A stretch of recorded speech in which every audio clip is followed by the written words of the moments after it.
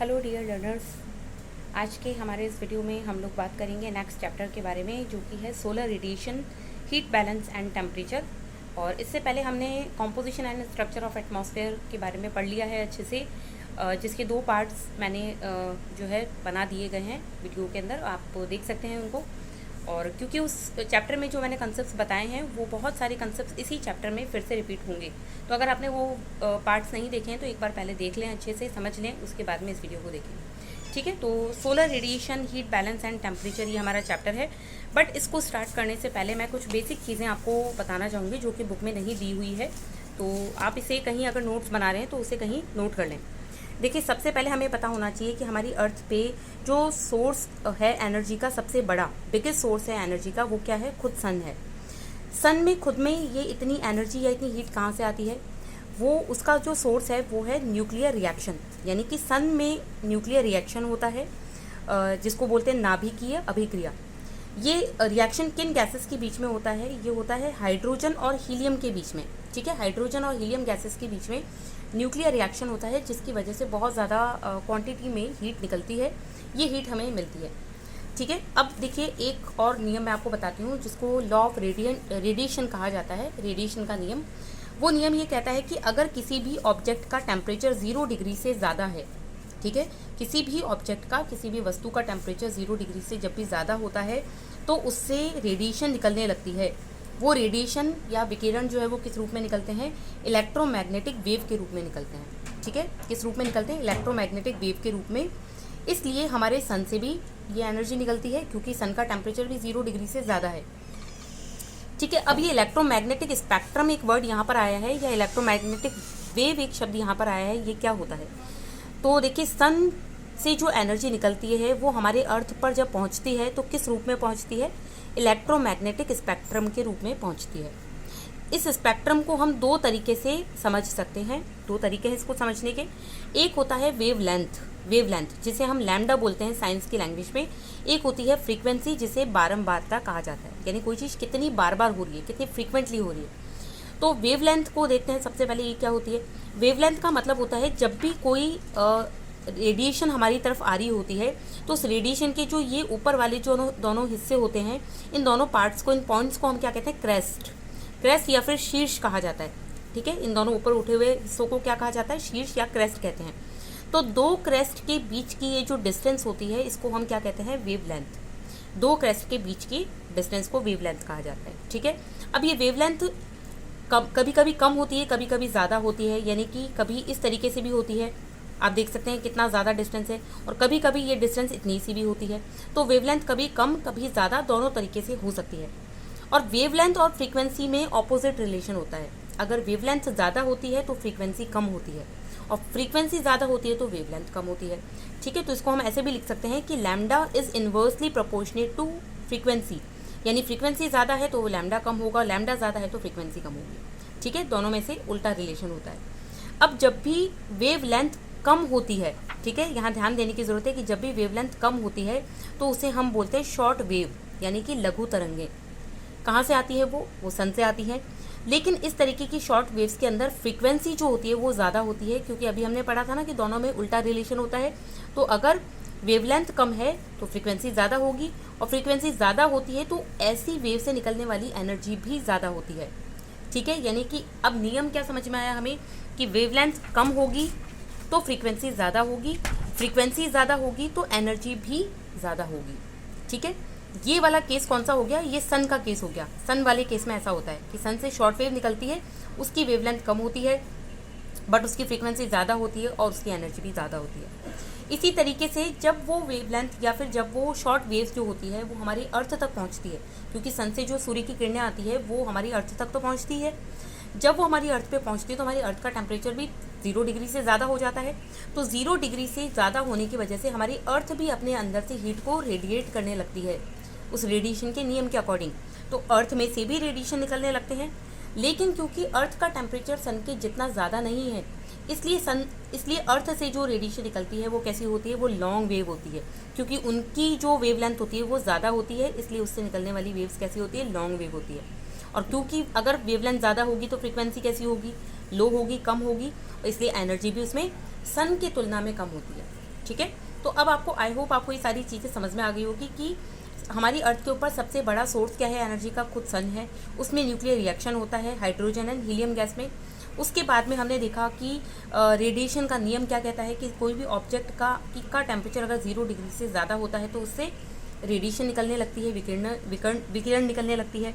वो विकिरण जो है वो हमारी अर्थ तक किस रूप में हमें मिलती है, इलेक्ट्रोमैग्नेटिक स्पेक्ट्रम के रूप में मिलती है, जिसे हम दो तरीके से समझ सकते हैं। एक होता है वेवलेंथ, एक होती है फ्रीक्वेंसी। दोनों में उल्टा रिलेशन होता है और इसी तरीके से शॉर्ट वेव और लॉन्ग वेव का कंसेप्ट हमारे सामने आता है।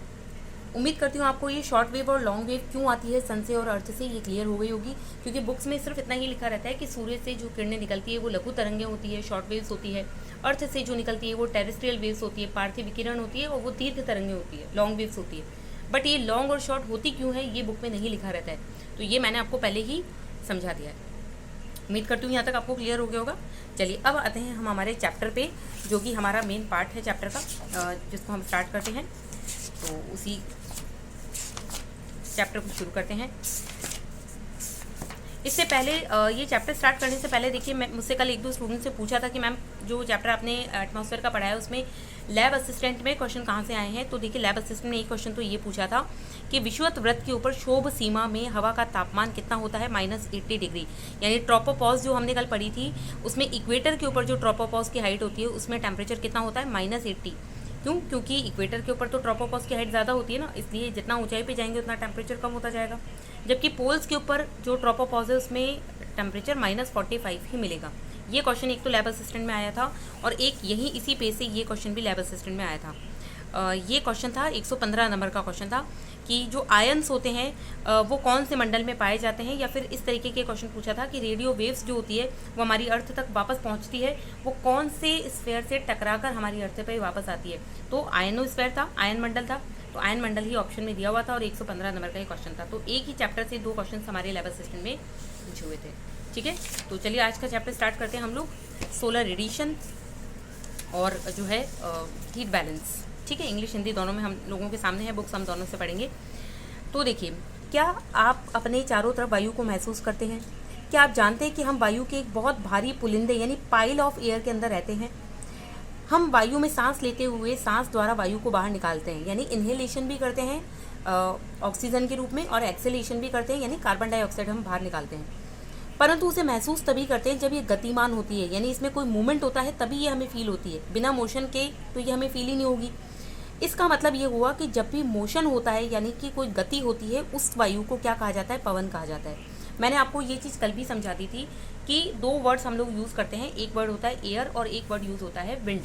तो एयर जो होता है वो वर्टिकल मूवमेंट होता है और जो विंड होती है वो हॉरिजॉन्टल मूवमेंट होता है, यानी कि क्षैतिज गति जो होती है। तो जब भी ये मोशनलेस होती है तो ये हमें फील नहीं होती है, लेकिन जब इसमें कोई मूवमेंट होता है, कोई गति होती है तो ये हमें महसूस होती है, और उसी को हम क्या कहते हैं, विंड कहते हैं।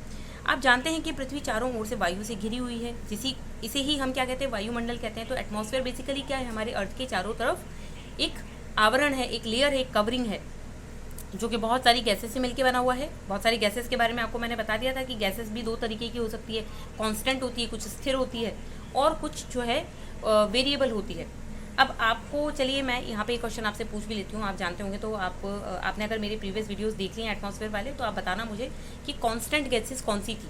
3 गैसेस हमने देखी थी जो कांस्टेंट थी, यानी स्थायी गैसेस थी, उनकी जो क्वांटिटी है वो जनरली चेंज नहीं होती है। कौन सी 3 गैसेस हमने पढ़ी थी? अगर आपने वीडियो ढंग से देखा है तो आप जल्दी जल्दी से कमेंट करके मुझे ज़रूर बताएंगे कि कौन सी स्थिर गैसेस होती है, कांस्टेंट गैसेस कौन सी होती है। ठीक है, इन्हीं गैसेस के कारण ही पृथ्वी पे जीवन पाया जाता है। ऑफकोर्स लाइफ गिविंग गैसेस कौन सी है? हम ह्यूमन बींग्स के लिए तो ऑक्सीजन है और प्लांट्स के लिए कार्बन डाइऑक्साइड है। अब देखिए, यहाँ से स्टार्ट होता है मेन पार्ट। पृथ्वी अपनी ऊर्जा का लगभग संपूर्ण भाग सूर्य से प्राप्त करती है। अभी मैंने आपको बताया था कि हमारी अर्थ के ऊपर सबसे बड़ा जो सोर्स है एनर्जी का वो खुद सन ही है। इसके बदले पृथ्वी सूर्य से प्राप्त ऊर्जा को अंतरिक्ष में वापस विकिरित कर देती है, यानी कि हमारी अर्थ जो है वो सन से आने वाली रेस को रखती नहीं है अपने पास में। अगर वो उस पूरी की पूरी हीट को, उस एनर्जी को अपने पास रख ले तो वो हीट इंजन में कन्वर्ट हो जाएगी, यानी कि आग के गोले में बदल जाएगी, उसका टेम्परेचर तो एकदम इम्बैलेंस हो जाएगा। लेकिन ऐसा तो होता नहीं है। क्यों? क्योंकि हमारी अर्थ भी तो रेडिएशन करती है अपने अंदर से, और अभी हमने नियम पढ़ा भी था कि किसी भी ऑब्जेक्ट का अगर 0 डिग्री से ज़्यादा टेम्परेचर हो तो वो अपने अंदर से रेडिएशन करता है, निकालता है विकिरण को, तो अर्थ भी निकालती है। जिसके परिणाम स्वरूप पृथ्वी न तो अधिक समय के लिए गर्म होती है, ना ही अधिक ठंडी होती है। यानी कि ना ही बहुत ज़्यादा कूलर और ना ही बहुत ज़्यादा हीटिंग, दोनों ही आपको नहीं मिलेगा। अर्थ अपने टेम्परेचर को बैलेंस रखती है। ठीक है, ये चीज़ क्लियर हो गई। आगे बढ़ते हैं। अतः हम यह पाते हैं कि पृथ्वी के अलग अलग भागों में प्राप्त तापमान की मात्रा समान नहीं होती है। इससे हमें कंक्लूजन क्या पता चला कि अर्थ के भी अलग अलग पार्ट्स पे टेम्परेचर की मात्रा समान नहीं है। कुछ पार्ट्स ऐसे हैं जहाँ पे सन की रेज या फिर हीट जो है वो हमें ज़्यादा मिल रही है, कुछ एरियाज़ ऐसे हैं जहाँ पे कम मिल रही है। सब जगह पे इक्वल डिस्ट्रीब्यूशन नहीं है इंसोलेशन का। ठीक है, उसका कारण अभी हम पढ़ेंगे आगे। इसी विभिन्नता के कारण वायुमंडल के दाब में भिन्नता होती है। अब देखिए, आपको यहाँ एक चीज़ समझनी है कि जब भी टेम्परेचर की बात हो तो एयर प्रेशर की भी बात होती है, क्योंकि जो टेम्परेचर है और जो एयर प्रेशर है यानी वायुदाब, दोनों में कैसा रिलेशन है? उल्टा। अगर टेम्परेचर बढ़ेगा तो एयर प्रेशर घटेगा हमेशा। ठीक है, ये आपको ध्यान रखना है। इसलिए जब हमारी अर्थ के ऊपर जो तापमान है वो समान नहीं है तो एयर प्रेशर भी समान कैसे होगा? तो टेम्परेचर भी वेरी करता है प्लेस टू प्लेस, वैसे ही एयर प्रेशर भी वेरी करता है प्लेस टू प्लेस, हर जगह पे अलग अलग होता है। ठीक है, और जब एयर प्रेशर डिफरेंट होता है तो उसकी वजह से ही विंड्स चलती है। ठीक है, इसको मैं आपको थोड़ा सा क्लियर कर देती हूँ कि भाई क्या कारण है ये विंड्स वगैरह के बारे में चलने का। तो मैं आपको थोड़ा सा यहाँ पे क्लियर करती हूँ। देखिए, हमारी अर्थ के ऊपर, हमारी अर्थ पे आपको पता है टेम्परेचर सब जगह सेम नहीं है। क्यों? क्योंकि हमारे सन से जो रेज आती है वो इस तरीके से आती है। ठीक है, वो इस तरीके से आती है और हमारी अर्थ आपको पता है यूँ झुकी हुई है। ठीक है, वो इस तरीके से झुकी हुई है। तो सन से जो रेज आती है वो एकदम सीधी ना आकर, बल्कि इस अर्थ के शेप की वजह से हमें ऐसे तिरछी मिलती है। अर्थ का शेप कैसा है? जियोइड है। तो इसकी वजह से हमारी सन की जो रेज है वो इसके ऊपर तिरछी आती है। तिरछी आने की वजह से क्या होता है कि तापमान जो है वो हमारी अर्थ के ऊपर सब जगह पे हमें सेम नहीं मिलता है। अब जब टेम्परेचर सेम नहीं है तो अभी मैंने आपको बताया कि सब जगह टेम्परेचर अगर ज़्यादा है तो एयर प्रेशर वहाँ पर कैसा होगा? कम होगा। दोनों में उल्टा रिलेशन है। ये क्यों होता है ये हम आगे एटमॉस्फेयर वाले चैप्टर में एयर प्रेशर वाले चैप्टर में डिस्कस करेंगे, इसलिए मैं बहुत डिटेल में नहीं बता रही हूँ यहाँ पे, ये आगे आ जाएगा। तो टेम्परेचर ज़्यादा है तो एयर प्रेशर कम होगा और अगर टेम्परेचर कम है तो एयर प्रेशर ज़्यादा होगा। अब देखिए, अगर मान लीजिए कि किसी जगह पे एयर प्रेशर ज़्यादा है और एक दूसरी जगह है जहाँ पर एयर प्रेशर कम है। ठीक है, ऐसे दो प्लेसेस है अर्थ के ऊपर, तो हवा जो चलेगी वो कैसे चलेगी? ज़्यादा से कम की तरफ चलेगी। ज़्यादा एयर प्रेशर से कम एयर प्रेशर की तरफ चलती है। तो हमेशा एक रूल आपको ध्यान रखना है कि टेम्परेचर से एयर प्रेशर प्रभावित होता है, इन्फ्लुएंस्ड होता है।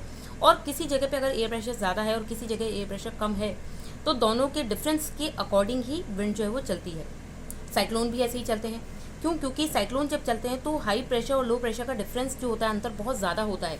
सपोज़ किसी जगह पे 1000 मिली बार एयर प्रेशर है और दूसरी जगह पे 10 मिली बार एयर प्रेशर है,